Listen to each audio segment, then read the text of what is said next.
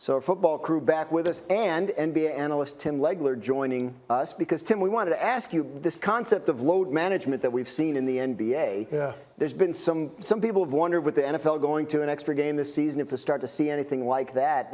From your standpoint, when you see it going on in the NBA, what feels different to you about when you were playing? Well, listen, first of all, it was never even a discussion. I can't think of one time in my entire career where a discussion took place with a coaching staff or front office and a player about not playing if you were not only healthy, if you could physically go out there. Like nowadays, guys won't play again unless they're going to be 100% productive, right? What they're used to. Like my era was just different. If you could give them 70%, you gave them 70%, if that's what you have. But the discussion of playing, if not playing, if you were physically able, I never heard that discussion take place one time. So it's tough, man. It's 20 years ago I stopped playing, and it is hard for guys of my era to understand the concept of it. I just don't think there's enough data to even prove that it actually is effective in extending careers or making you better in the postseason, which is what it's all about. And I don't think there's enough data to prove that. Yep. But it is sort of where we are, though. I think athletes are more conscious of protecting their long-term health. It's softer. Well, that's your word. It doesn't mean longer career, right? All right. Well, we used to hear phrases like "put some dirt on it," give them some Robitussin, give them some milk, something like that. Like these guys are softer, so they don't build up that callus. They don't build up that callus like they used to. I mean, the joke watching baseball is a joke, man. Guy go out there, give you 4 innings. I mean, come on, man. Like you got to do something, right? I mean, Damon Woody had a long career. I mean, I went 11 years without missing a game or a practice. But what happens is these guys don't build up enough callus, so they're not used to go that distance. So when they go to that distance, their bodies can't respond and they break down. Interesting. I mean, I think you're using 3 yourself days as in an college, example. man. You're using him as an example, but I mean, you guys are kind of outliers in some respect in terms of how long your careers were. And Lewis, I mean, overall, this is about trying to make sure everybody can play as long as possible, is it not? Sure, I guess it is at the end of the day. I mean, obviously, the best ability is availability. We all know that. And every team is trying to make sure that they can get their players to the finish line and on into the postseason, which is obviously where everyone is judged.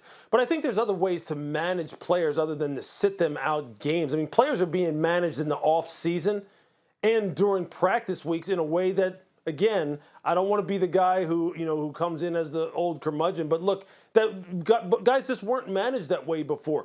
People practiced in the 90s. People played games when they were hurt in the 90s. Now, injured, that's a whole different thing.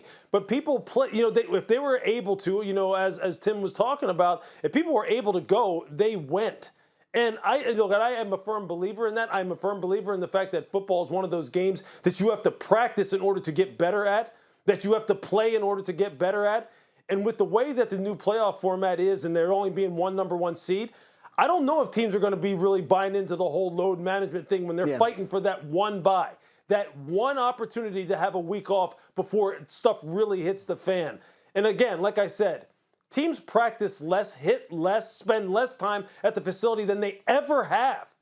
Ever. I don't know what else you can do in a game that really is dependent upon you practicing and being available and being out there on the field. I don't know how else you can limit it. Well, I don't think you have to worry about being the old, back in my day curmudgeon, because it seems like the table's loaded with them. So everybody kind of making a point. That's true. But I mean, D Wood, this isn't really something they can do in football. You only have 17 games as opposed to 82, right? I mean, you can't load manage by taking a quarterback off the field for a game, right? No, because the first game is just as important as the 17th game. That's the way it is. You only get one a week. That's it, one a week. And I think what Lewis touched upon is true.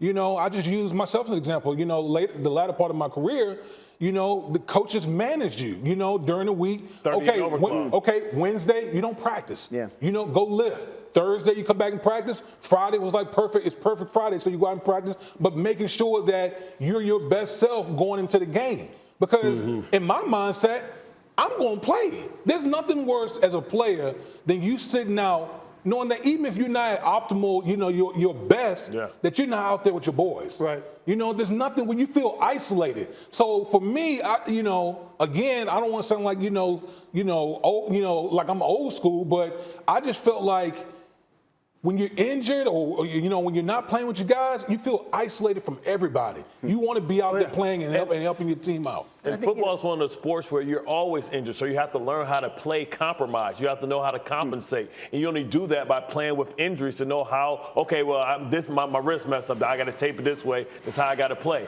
We've seen teams load manage before. I remember when we went to the playoffs, we were going against Peyton Manning. They rested the team, and then they got into a bad rhythm because football is all about continuity, nonverbal communication, and chemistry, and you lose that when you plug in other players. From a big picture standpoint, the quality of the product.